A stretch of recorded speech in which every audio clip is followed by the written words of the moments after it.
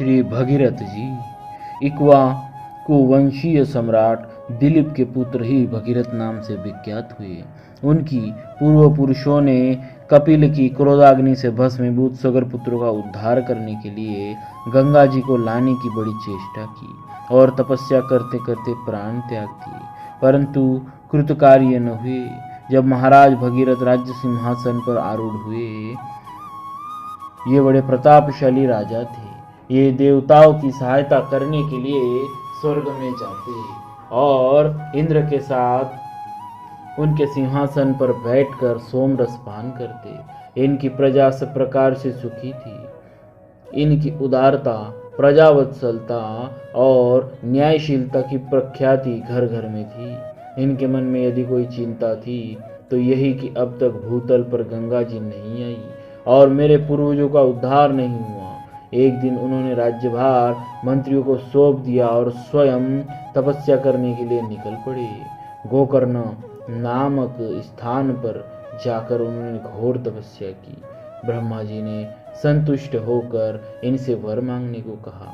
तब भगीरथ जी ने कहा, प्रभु ऐसा कोई उपाय करे जिससे हमारे पितरों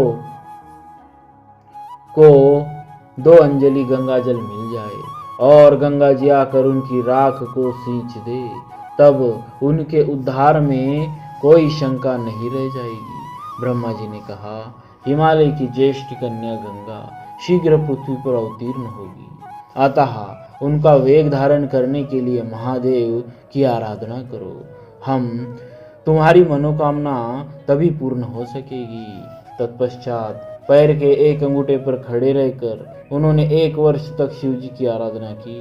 भगवान शंकर उन पर प्रसन्न हुए और उन्होंने गंगा धारण की बात स्वीकार की। उस समय गंगा प्रबल वेग से शिव के सिर पर गिरने लगी।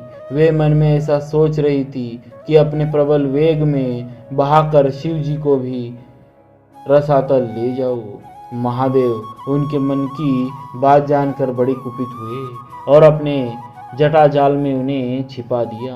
गंगा जी चेष्टा करके भी बाहर न निकल सकी। भगीरथ ने शंकर जी की बड़ी प्रार्थना की, तब कहीं उन्होंने गंगा जी को निकालकर बिंदु सरोवर की ओर छोड़ दिया। इसी से गंगा की 7 धाराएं हो गई। इनमें से एक ने भगीरथ का अनुगमन किया। भगीरथ जी दिव्य रथ पर चढ़कर गंगा जी के साथ आगे आगे चलते हुए वर्तमान गंगा सागर के पास पहुंचे, जहां कपिल जी की तीव्र दृष्टि से उनके पूर्व पुरुष भस्म हुए थे। यह तो मार्ग में कई विघ्न पड़े, परंतु वे भगवान की कृपा से सबसे बचते गए। वहां जाकर गंगा ने उनकी चाचाओं की भस्म राशि को अपने धारा से प्लावित कर दिया, जिससे उन सबों ने सद्गति प्राप्त की। श्रीमद् भागवत में गंगा जी के अवतीर्ण होने के पूर्व उनके और राजा भगीरथ के बीच में जो बातचीत हुई, उनका बड़ा सुंदर वर्णन आता है। गंगा जी ने भगीरथ से कहा कि भूतल के प्राणी जब मेरे अंदर स्नान करके अपने पापों को धोएंगे तो उनके वे पाप मेरे अंदर प्रवेश कर जाएंगे। उनसे मेरा छुटकारा कैसे होगा? राजा भगीरथ जी ने गंगा जी के प्रश्न का जो उत्तर दिया, उससे साधुओं की अगाध महिमा प्रकट होती है।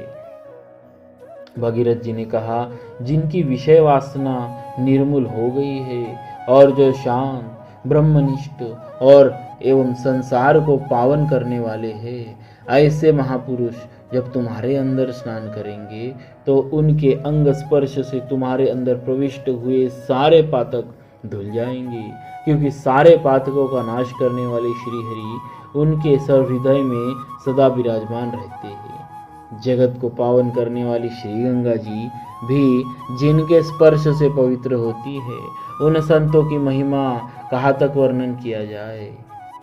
देवी भागवत में वर्णन है कि गंगा जी को लाने के लिए भगीरथ जी ने श्री कृष्ण की आराधना की थी और बृहन्नारदीय के अनुसार भृगु मुनि के उपदेश से हिमालय पर जाकर इन्होंने भगवान नारायण की आराधना की और उन्हीं के प्रसाद एवं वरदान से गंगा जी भूतल पर अवतीर्ण हुई। चाहे जो हो, कल्प भेद से सभी ठीक है। महाराज भगीरथ ने हम भूतलवासियों को एक ऐसी अमूल्य निधि दान दी जिससे हम जब तक सृष्टि रहेगी उनके ऋणी रहेंगे और उनके यश संगीत का गायन करते रहेंगे। उन्होंने अपने पितरों के बहाने हम सबका उद्धार कर दिया, हमारे हाथ में परम कल्याण का गुप्त मंत्र दे दिया। इससे बढ़कर हमारा और कौन सा उपकार हो सकता है।